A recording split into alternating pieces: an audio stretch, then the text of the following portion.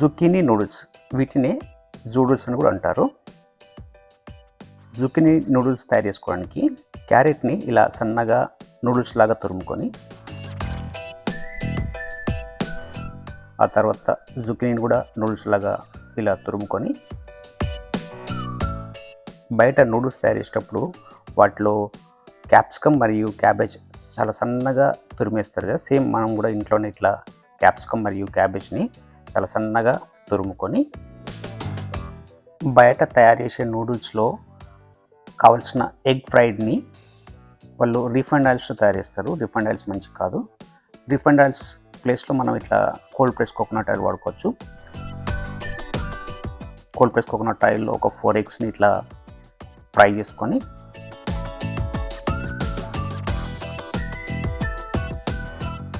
దాంట్లో కొంచెం పెప్పర్ మరియు సాల్ట్ కూడా వేసి ఫ్రై చేసుకొని పక్కన పెట్టుకొని,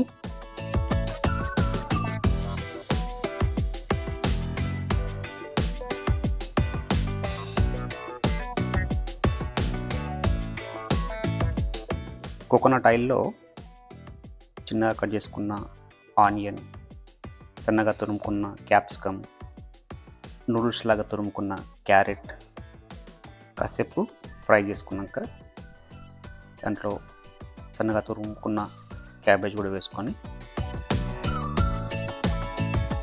ఫ్రై అయ్యాక బేసిల్ లీవ్స్ మంచి టేస్ట్ని యాడ్ చేస్తాయి. మీరు ఇంకా దీంట్లో చిల్లీ ఫ్లేక్స్ కూడా యాడ్ చేసుకోవచ్చు.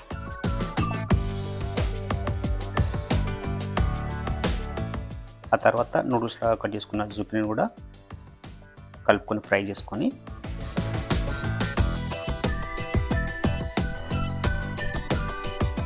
పక్కన పెట్టుకున్న ఫ్రైడ్ ఎగ్స్ని దీంట్లో కలుపుకొని,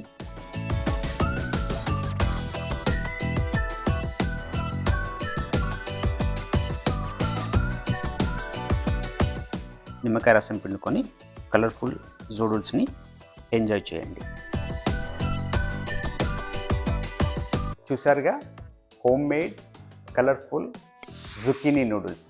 మన ప్లేట్ని ఎంత ఎక్కువ కలర్ఫుల్ వెజిటబుల్స్తో నింపితే అంత ఎక్కువ మైక్రోబయోమ్ డైవర్సిటీ మన పొట్టలో తయారయ్యేటట్టుగా హెల్ప్ చేస్తుంది. అంటే ఎక్కువ కలర్ఫుల్ వెజిటబుల్స్ అంత ఎక్కువ వైవిధ్యభరితమైన గుడ్ బ్యాక్టీరియాని మన పొట్టలో తయారయ్యేటట్టుగా హెల్ప్ చేస్తాయి. పొట్టలోని బ్యాక్టీరియా డైరెక్ట్గా మన మనసు మీద ప్రభావం చూపిస్తుంది. అంటే పొట్టలో ఎక్కువ గుడ్ బ్యాక్టీరియా ఉంటే తక్కువ స్ట్రెస్, ఎక్కువ ప్రశాంతంగా ఉంటూ ఎక్కువ యాక్టివ్గా డే అంతా వర్క్ చేసుకునేటట్టుగా హెల్ప్ చేస్తుంది. అదే బయట తయారు చేసే నూడిల్స్ ఏ రకమైన కలర్ లేనటువంటి ప్రాసెస్ రిఫైన్డ్ మైదాతో తయారు చేస్తారు. ఆర్టిఫిషియల్ కలర్స్, ఫ్లేవర్స్ అందులో యాడ్ చేస్తారు. ఆర్టిఫిషియల్ కలర్స్, ఫ్లేవర్స్, మైదా ఇవన్నీ కూడా పొట్టలోని గుడ్ బ్యాక్టీరియాని చంపేసి బ్యాడ్ బ్యాక్టీరియా పెరిగేటట్టుగా హెల్ప్ చేస్తుంది. పొట్టలో ఎంత ఎక్కువ బ్యాడ్ బ్యాక్టీరియా ఉంటే అంత ఎక్కువ ఇన్సులిన్ రెసిస్టెన్స్ తయారవుతుంది. ఇన్సులిన్ రెసిస్టెన్స్ని డాక్టర్స్ టెస్ట్ చేయరు. ఇన్సులిన్ రెసిస్టెన్స్ మనం చాలా సింపుల్గా ఎలా టెస్ట్ చేసుకోవచ్చో చాలా డీటెయిల్ వీడియోని క్రియేట్ చేశాను. ఇక్కడ చూడండి.